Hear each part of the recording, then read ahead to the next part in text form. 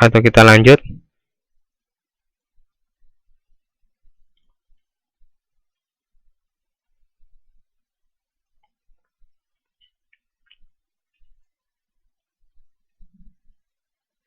Oke, kita lanjut.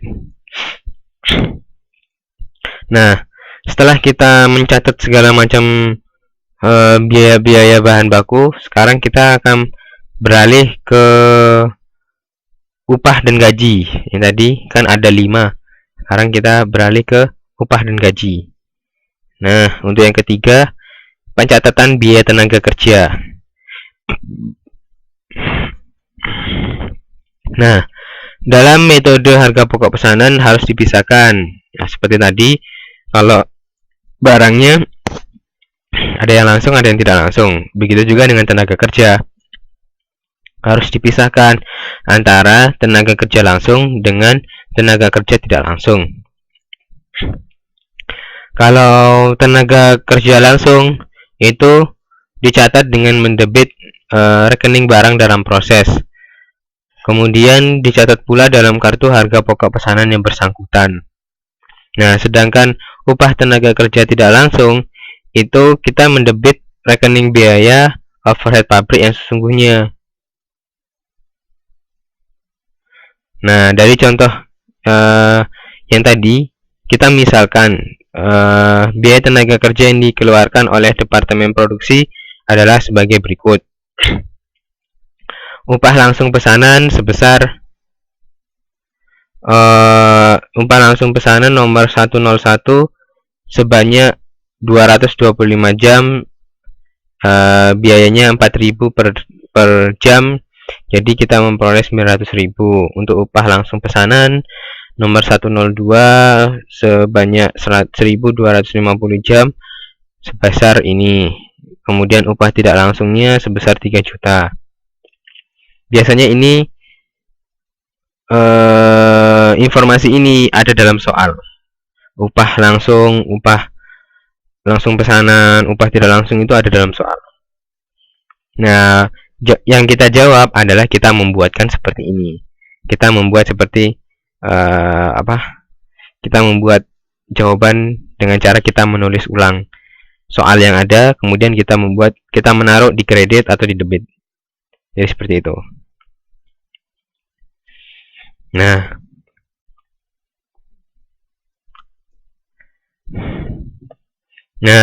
kemudian jumlah upah. Ada informasi mengenai jumlah upah. Gaji karyawan administrasi umum dan gaji karyawan bagian pemesanan itu sebesar 8. Untuk jumlah upah sebesar 8.900.000. Untuk gaji karyawan dan administrasi 4 juta. Untuk karyawan bagian pemesanan 7.500.000. Nah, kemudian untuk jumlah gaji itu sebesar 11.500.000. 11.500.000 itu diperoleh melalui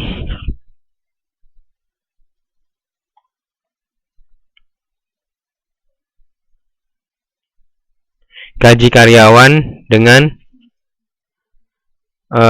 gaji karyawan bagian pemesanan dengan gaji karyawan bagian administrasi umum ditambahkan. Ini hasilnya 11.500.000. Kan gaji karyawan, jumlah gaji. Karena ini ada 2 gaji, makanya ditambahkan. Nah, kemudian untuk jumlah biaya tenaga kerja total seluruhannya adalah sebesar ini ditambahkan dengan ini, kemudian akan menghasilkan 8.900.000 jumlah upahnya. Ini ditambahkan dengan ini, totalnya 20.400.000. Ini untuk di bagian kredit. Nah, di debitnya kalau ini kita tambah semua, hasilnya juga sama, 20.400.000. Jadi balance debit sama kredit. Seperti itu.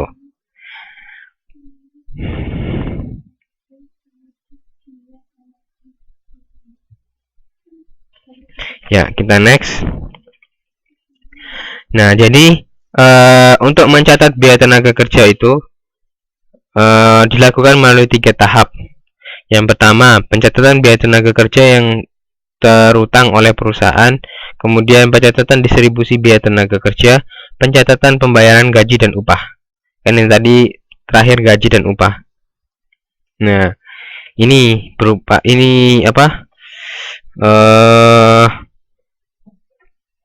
jawaban jurnalnya. Tadi kan contohnya itu kan maksudnya contoh, bukan contoh, informasi. Jadi informasi dalam soal itu ada ini, tapi bukan bentuknya seperti ini. Ini hanya informasi soal, kemungkinan dalam bentuk kalimat-kalimat. Kalau ini kan sudah disederhanakan menjadi di tempat di kredit ada yang di debit. Kalau di soal biasanya bukan seperti ini, nanti ada kalimat panjang gitu. Jadi teman-teman membuat jurnal. Nah, untuk menjawab pencatatan biaya tenaga kerja, kita dapat lakukan dengan tiga cara. Cara yang pertama adalah pencatatan biaya tenaga kerja yang terutang oleh perusahaan. Jadi kita membedakan atas dasar daftar gaji dan upah yang dibuat. Jurnal untuk mencatat biaya tenaga kerja yang tertuang oleh perusahaan, ini kita dapat lihat gaji dan upah sebesar 20.400.000, sedangkan utang gaji dan upah sebesar 20.400.000. Jadi kan balance. Jadi untuk jawaban nomor jurnal 5 itu adalah total ini, jumlah biaya tenaga kerja. Nah, ini kan pencatatan biaya tenaga kerja yang tertuang oleh perusahaan. Jadi biaya tenaga kerja yang tertuang oleh perusahaan itu ada gaji dan upah, kemudian ada utang gajinya sebesar gaji dan upah ini. Kemudian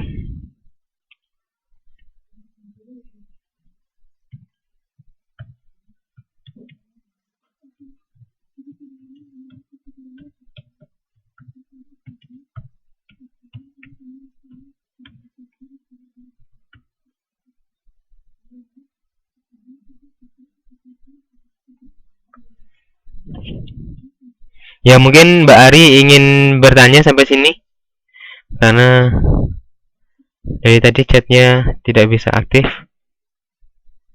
Sampai sini Mbak Ari?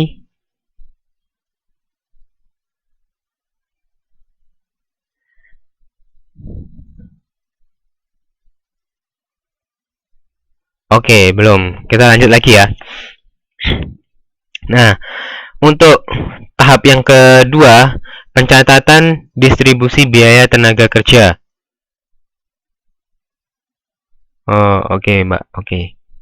Kalau ada pertanyaan nanti segera ditanyakan ya, Mbak. Kemudian untuk cara yang Mbak, siap. Untuk tahap yang kedua adalah pencatatan distribusi biaya tenaga kerja. Nah, di sini ada jurnal 6. Jurnal 6 itu adalah isinya pencatatan distribusi biaya tenaga kerja. Di sini kan ada distribusinya.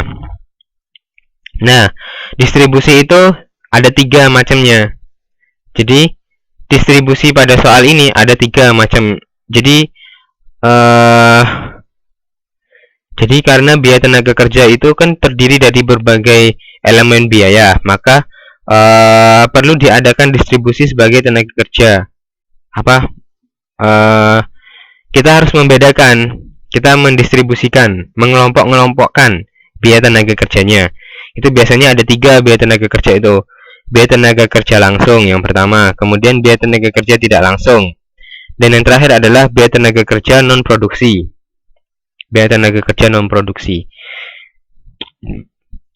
Nah, untuk biaya tenaga kerja langsung itu adalah biaya yang dibebankan kepada pemesanan yang bersangkutan dengan mendebit rekening barang dalam proses dan mencatat dalam kartu harga pokok pesanan yang bersangkutan. Sedangkan untuk biaya tenaga kerja tidak langsung merupakan elemen biaya produksi tak langsung. Jadi semua elemen produksi tak langsung itu dicatat sebagai unsur biaya overhead pabrik serta didebitkan dalam rekening biaya overhead pabrik sesungguhnya. Dan untuk biaya tenaga kerja non produksi merupakan elemen biaya non produksi yang dibebankan dalam rekening kontrol, biaya administrasi, dan umumnya bagian karyawan. Jadi ada tiga macam kerja. Bagian biaya untuk distribusi biaya tenaga kerja. Jadi yang pertama adalah biaya tenaga kerja langsung, kedua biaya tenaga kerja tidak langsung, yang ketiga adalah biaya tenaga kerja non produksi. Nah, kemudian kita akan memperoleh jurnal seperti ini, karena kan kita membedakan. Yang pertama, kita membedakan biaya tenaga kerja langsung. Kalau biaya tenaga kerja langsung, kita mencatatnya barang dalam proses sebesar ini. Biaya tenaga kerja langsungnya sebesar 5.900.000, ini ditambah ini. Kemudian upah tidak langsungnya 3 juta. Upah tidak langsungnya kita masukkan dalam biaya overhead pabrik sebesar 3 juta. Kemudian biaya non produksi sebesar 4 juta dan 7.500.000. Ini kan gaji administrasi dan bagian pemasaran. Nah, kemudian kita masukkan gaji dan upah dalam menu kredit. Nah, karena kan kita mengkredit, kita kan bayarnya mengkredit biaya-biaya ini. Oke, begitu. Beda dengan yang pertama. Kalau yang pencatatan biaya tenaga kerja yang tertuang oleh perusahaan, gaji dan upah ini di debit, sedangkan utang gaji di kredit. Nah, untuk jurnal nomor 6 kita membedakan karena kita kan melihat distribusinya. Oleh karena itu, gaji dan upah di sini kita letakkan pada kredit.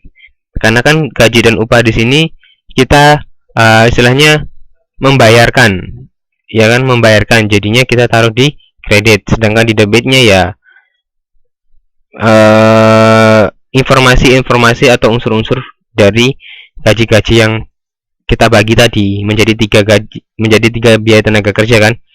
Yang pertama biaya tenaga kerja langsung, yaitu barang dalam proses. Yang kedua biaya tenaga kerja tidak langsung, yaitu biaya overhead pabriknya. Kemudian biaya non produksi, biaya administrasi, dan biaya pemasaran. Seperti itu. Ada yang ingin bertanya? Sebelum kita lanjut ke tahap yang ketiga, kita punya 3 jurnal dari tenaga kerja. Tahap yang ketiga adalah pencatatan pembayaran gaji dan upah. Ada yang ingin bertanya sebelum kita melangkah ke sana? Oke, saya rasa tidak ada. Kita lanjut lagi. Untuk pencatatan pembayaran gaji dan upah, biasanya gaji dan upah itu terutang. Biasanya terutang. Dan dicatat dalam jurnal itu ya langsung utang gaji dan upah. Utang gaji dan upah itu sebesar ini. Kalau di jurnal nomor 5 utang gaji dan upah itu kita taruh di kredit ya, benar kan ya, kredit. Nah, sedangkan pada jurnal nomor 7 karena ini pencatatan pembayaran gaji dan upah itu nantinya dengan kas, maka untuk utang gaji dan upah kita taruh di debit. Untuk utang gaji dan upah kita taruh di debit, karena itu kan merupakan tambahan bagi suatu perusahaan. Sedangkan kasnya kan akan berkurang kan karena kita akan membayar, makanya kas itu kita taruh di kredit. Nah, untuk utang gaji dan upahnya kita taruh di debit. Itu perbedaan dari utang gaji dan upah untuk jurnal 5 dan jurnal 7. Dan perbedaan antara gaji dan upah pada jurnal 5 di debit, sedangkan untuk gaji dan upah pada jurnal 6 di kredit. Jadi seperti itu. Ada yang ingin bertanya?